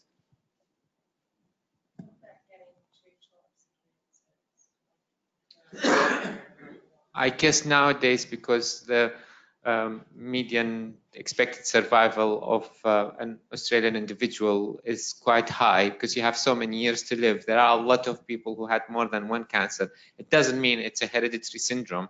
It means that the longer you live, the more likely you are at risk of having diseases, including cancer. It's not automatically a genetic problem. But having said that, if there is more than one, it's always good to think about it. The lifetime risk is, they say now, of getting a cancer if you're a male is 1 in 2 to the age of 85 and 1 in 3 for a female to the age of 85.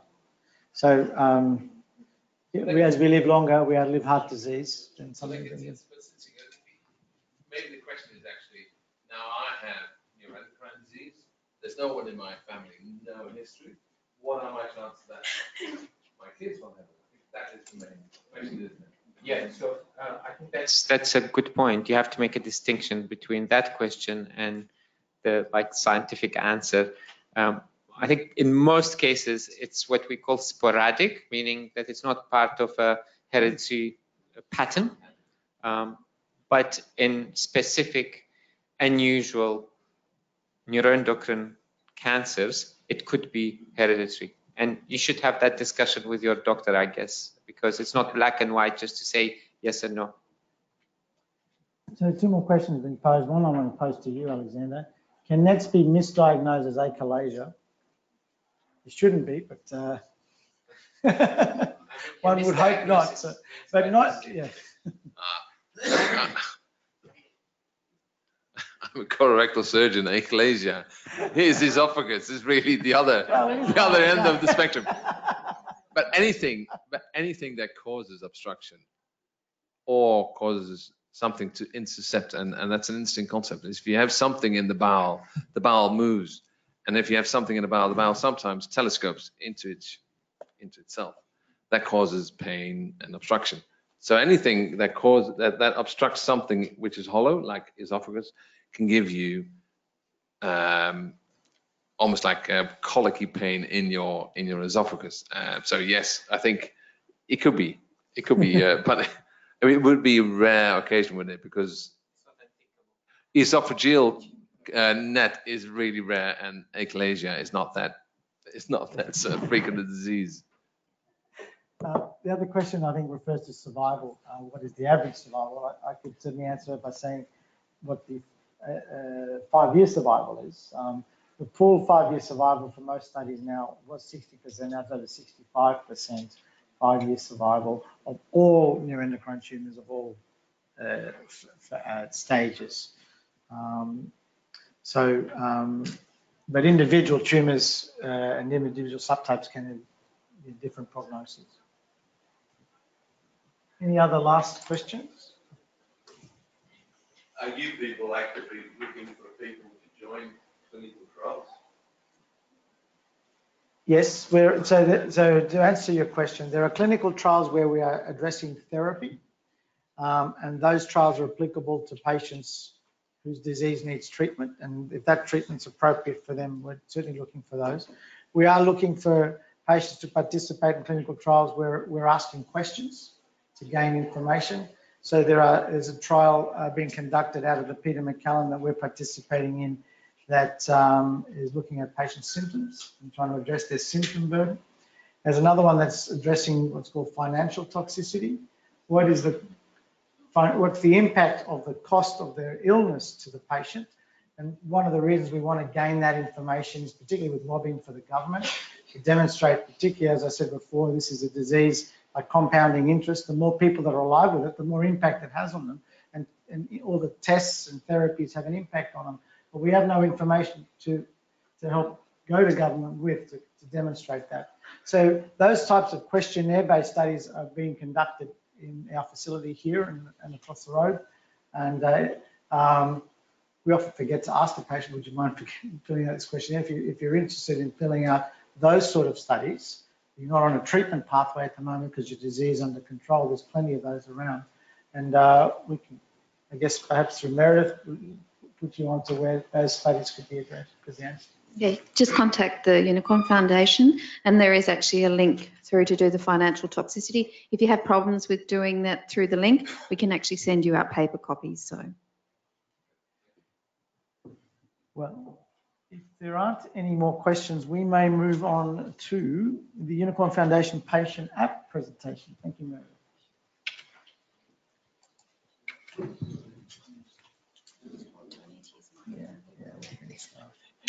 I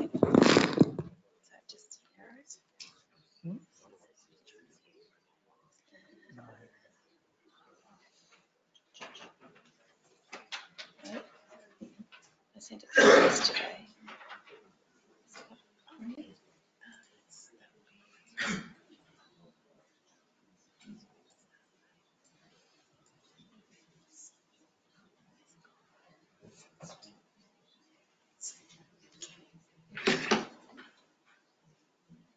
I will in a minute.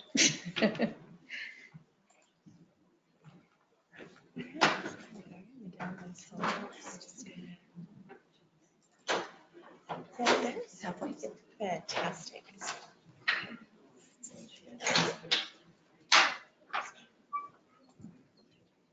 I might just grab my glasses.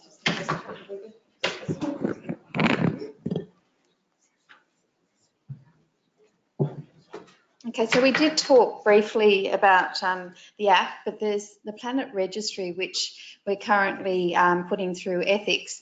And you're talking about collaboration. The Planet Registry is actually going to be a national registry for neuroendocrine patients. So I just thought I'd just touch again on the mission of the Unicorn Foundation to assist and support patients and carers through support groups and access to networks of expertise, to lobby for access to new and appropriate investigations and treatments, to raise awareness and knowledge of neuroendocrine cancers in the medical community and general public, and to encourage and support Australian research in the area of neuroendocrine cancers. So the Planet Registry, it's called Planet because we're planning to look into further with NET. So it's a new era in the optimal planning of treatment and research of neuroendocrine cancers in Australia. And we give special thanks to Ipsen, Melbourne University, who has actually put the software together for it, and the Planet Committee, which is a collaborative group of oncologists from around Australia. So, where do we play? This is, sorry about the first picture. There was just a nice screenshot of the front.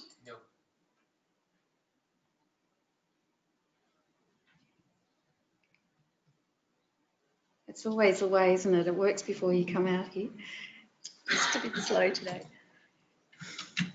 Just pop it into Firefox. I know that's going to work.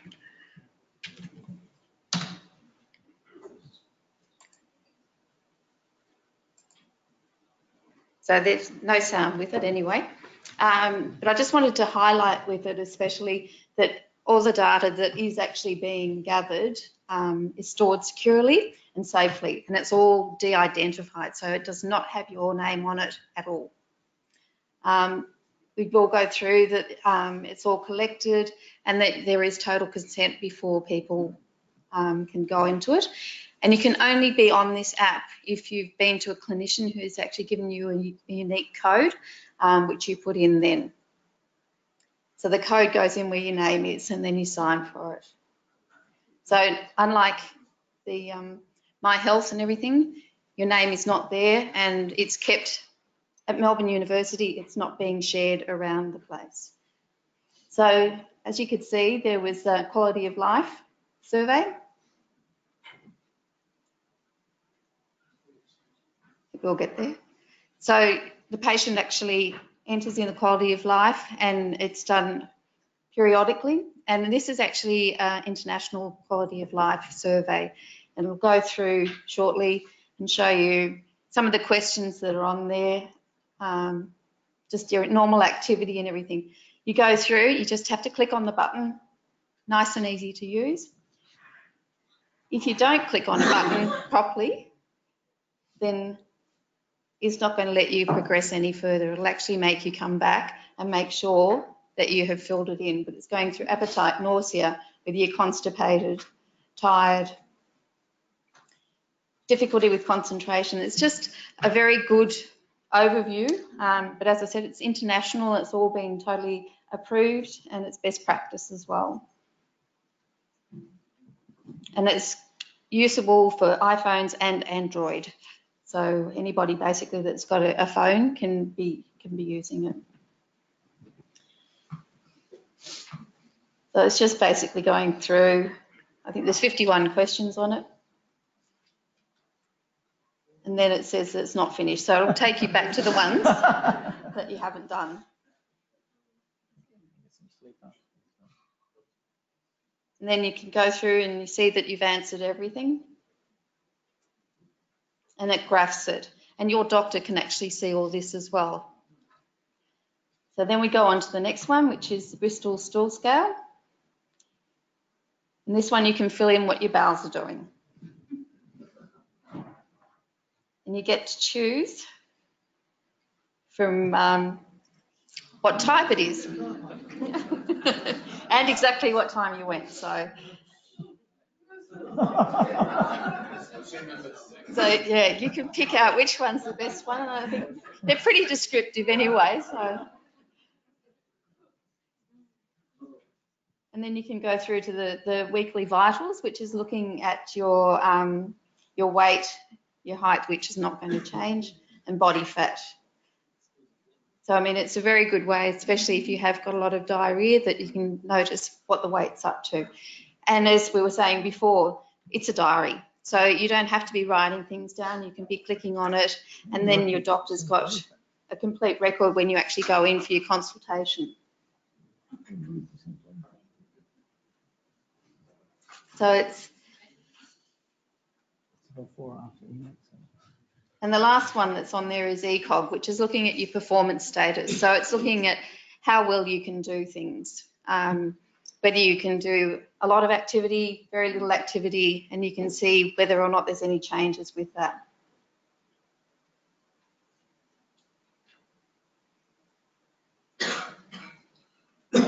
And then all these reports can be printed out as well.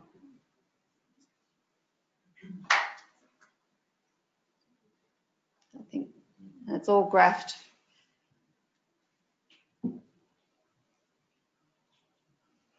With the app also, it does have the ability to do push alerts. So with all the information that's put in for the Planet Registry, if you there's a trial or anything that's available, then it can actually, your doctor can push alert through to say that there could be a trial that you could be recruited to.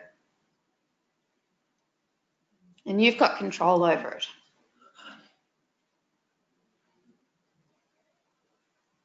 You can change your font if you can't, your eyesight's not that good. I know I'm half the time, if I haven't got my glasses, I've got my phone out like this and squinting, so you can change everything and make it very user-friendly. So that's it. Yes? I'm assuming you had vitals on there, but you had nothing about heart rate or blood pressure. Does that mean it's not, this app is not for patients with VOs or paras?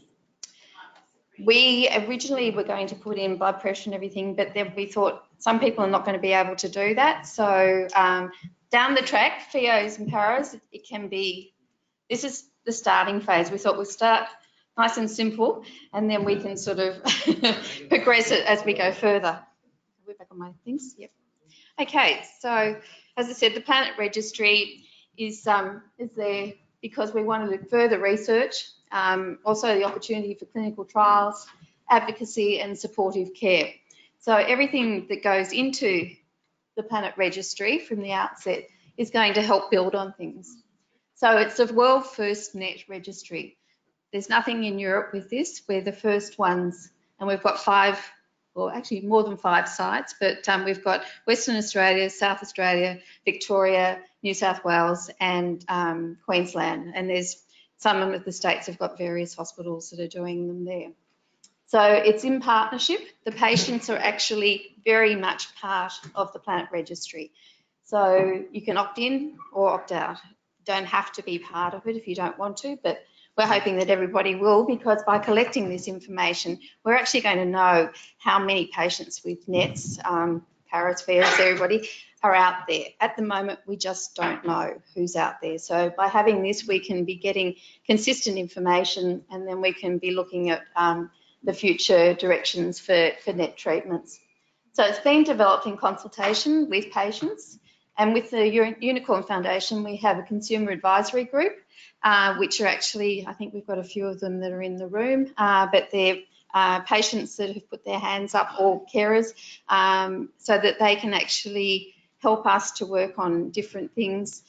We run basically all at like a GP survey. We ran through the consumer advisory group to see whether or not they thought that it was appropriate and if there's something that we'd missed. So it's vitally important that we have the consumer input and also the Planet Registry Committee.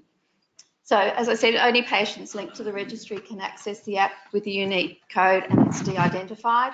And it also enables patients to fill in how they feel with the quality of life, the Bristol Stool Scale, the ECOG and measurements. And the app is only effective if it's used. So we really push for everybody who is able to use it, to use it. The information gathered is currently part of your clinical care. So it's not actually changing what's happening. There's a lot of paperwork that gets done by the oncologist. At least with this, it can go into there and then we've got a record of it and it's well stored. And so it provides better management and a consistent and streamlined system of collection to monitor live data with the registry and the app. And it reduces stress for everybody, really. So you don't have to be trying to remember, did I have this last week? Or the doctor says, you know, did you have diarrhea? Did you have nausea? And you think, oh, no, I didn't. And then you go out of the consult and you think, yes, I did. So it makes it a lot easier. I mean, I know when I was doing chemotherapies, I always said to somebody, put a piece of paper next to your bed with a pen, because you wake up in the middle of the night with something, write it down, and then when you go to your doctor, you've got that piece of paper so you can remember it. But with the app, at least you can roll over, type something in, and it's there for you. It's going to, as I said, it's going through ethics at Peter Mac at the moment, and then we'll roll it out to the other sites. So it's going to start at Peter Mac first. Then we're hoping Royal North Shore is the next one to come through. Research and development is very much part of it. So the app contributes to the cancer research. Clinical trials will be able to look at what's happening with all the data, and then we can look at what clinical trials can be done. as I said, push alerts for clinical trials and optimal treatments and enhancement of care. The registry and app, they're world class and they're the first of their kind, and it's really been impressing international clinicians, and we're hoping that once we've got this rolled out in Australia, it will actually go to Europe as well. So a lot of the clinicians at ENETS are very keen to have it as part of theirs. And the Federal Health Department, when it was presented to them, were absolutely ecstatic about it, and we're so impressed. So the commitment and collaboration of our clinicians and the level of software and security development by the research department in Melbourne University is something that we're really proud of, because we have phone teleconferences at like 8 o'clock at night, sort of every couple of months, and it's amazing. Everybody is on there. I know half the time sort of you're sort of sitting there in your jammies or whatever, and I know a lot of the doctors are just about ready to go to sleep. Yeah, they're all very keen to be part of it, and it's just fabulous to be working in a team that sort of is so passionate about doing something in collaboration with the patients, especially as well. So what we're saying is help us to help you, so get involved. So thank you.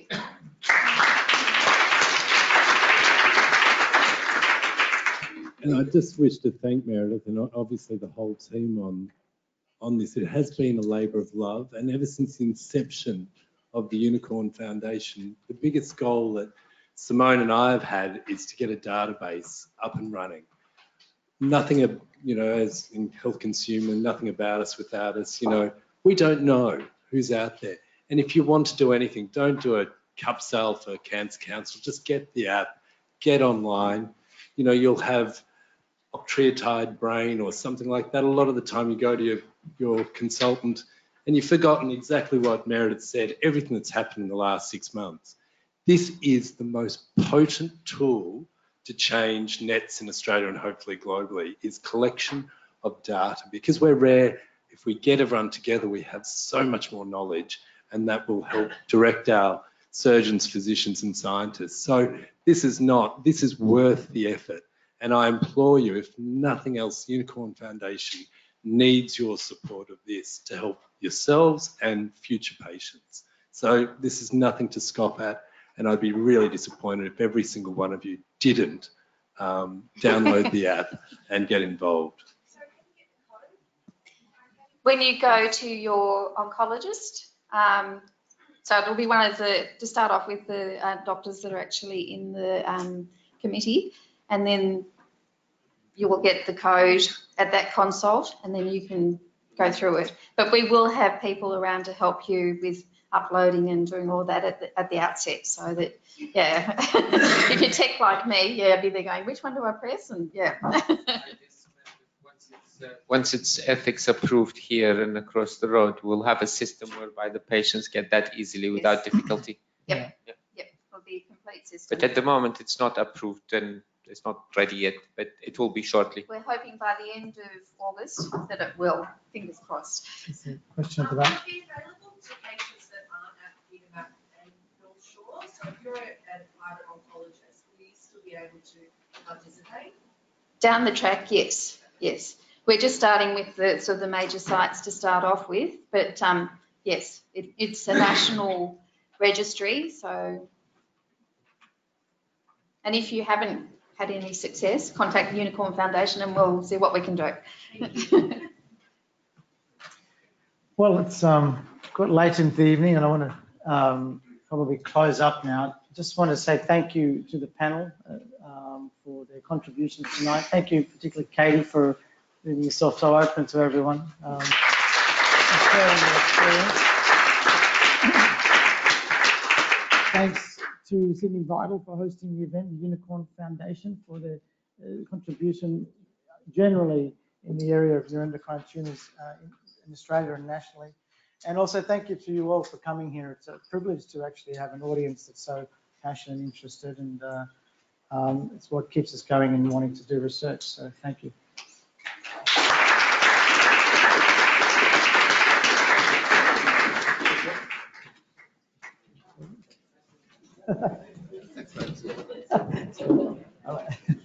Nice deflection of the achalasia question. It's such a good. Great. Excellent. You haven't been here for a while. I've had